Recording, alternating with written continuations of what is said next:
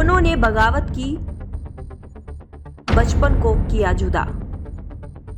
पिता के बाद अकेले रहे चिराग, फिर यूं खड़ा किया अपना राज। चिराग पासवान पर पहले जिम्मेदारी का बोझ, फिर पिता का निधन और उसके बाद चाचा पशुपति पारस की बागी होने का गम। किसी भी इंसान को टूटने के लिए इतने जख्म काफी होते हैं, पर चिराग अड़े रहे, डटे रहे। सिर पर दुखों का पहाड़ और दिल में दुनिया भर का दर्द समेटे चिराग पासवान वीर तुम बढ़े चलो के अंदाज में मुश्किलों का सामना करते हुए आगे बढ़ते रहे।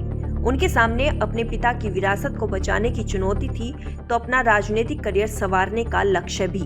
बीच में अनेकों तूफान आए और गए, पर चिराग खूंटे की तरह अड़े रहे। बीच में उनका अपने आराध्य का साथ भी छूट गया।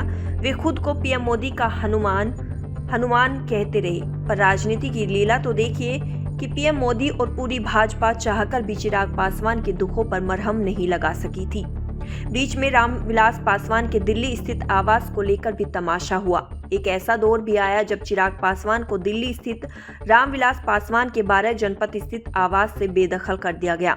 उस आवास में पिछले 32 सालों से रामविलास पासवान रह रहे थे और उनके साथ चिराग पासवान की यादें भी उनसे जुड़ी हुई थी। चिराग पासवान का बचपन जिस बंगले में बीता, उस बंगले में वो बड़े हुए, उस बंगले का यूं छिन जाना चिराग पासवान को अंदर से रुला गया। वो भी तब जब राजनीतिक रूप से वो तन्हाई में थे। भाजपा का साथ छूट चुका था, राजद के साथ वे थे नहीं और मुख्यमंत्री नीतीश कुमार बला तक चिराग पासवान को नापसंद करते थे। कहते हैं कि अपनों के बिना आदमी रह सकता है, पर उनकी यादों के बिना तो जिंदा भी नहीं रहा जा सकता। चिराग पासवान ने रूंधे गले से कहा था कि मेरा परिवार कानून का सम्मान करने वाला परिवार है। जिस तरह से आवास खाली कराया गया वो बिहार की जनता देख रही है। याद करिए जब लोजपा में बगावत हुई थी और पशुपति कुमार पारस ने अलग गुट स्थापित कर लिया था, तब चिराग पासवान अस्पताल से प्रेस कॉन्फ्रेंस करने पहुंचे थे। चिराग पासवान ने तब कहा था कि मैं शायद उस दिन अनाथ नहीं हुआ था जब मेरे पिता रामविलास पासवान की मौत हुई थी। मैं उस दिन अनाथ हो गया जब मेरे चाचा मुझसे अलग हो गए।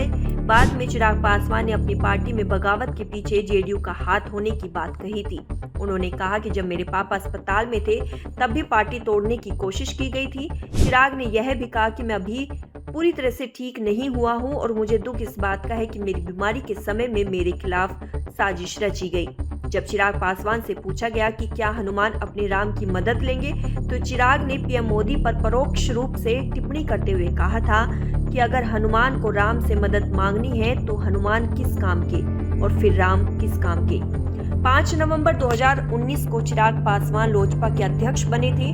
रामविलास पासवान ने पार्टी कार्यकारिणी की बैठक में खुद यह जिम्मेदारी उन्हें सौंपी थी। 8 अक्टूबर 2020 को रामविलास पासवान की मौत हो गई थी। 14 जून 2021 को यह आरोप लगाते हुए बगावत शुरू हो जाती है कि चिराग पासवान की कार्यशैली ठीक नहीं है, पार्टी में बड़ी फूट हो जाती है और 6 में से 5 सांसद पशुपति कुमार पारस के नेतृत्व में बागी होकर अलग गुट बना लेते हैं। अब जरा इन तारीखों पर गौर फरमाइए तो आपको क्रोनोलॉजी खुद ब खुद समझ में आ जाएगी। रामविलास पासवान के खून पसीने से सींची गई पार्टी की एक तरह से हत्या कर दी गई। यह भी राजनीति का एक स्वरूप है। राजनीति में तो पिता और पुत्र, भाई और भाई, भाई और बहन, माँ और बेटा को लड़ते देखा है। चिराग पासवान और पशुपति तो फिर भी चाचा और भतीजे हैं।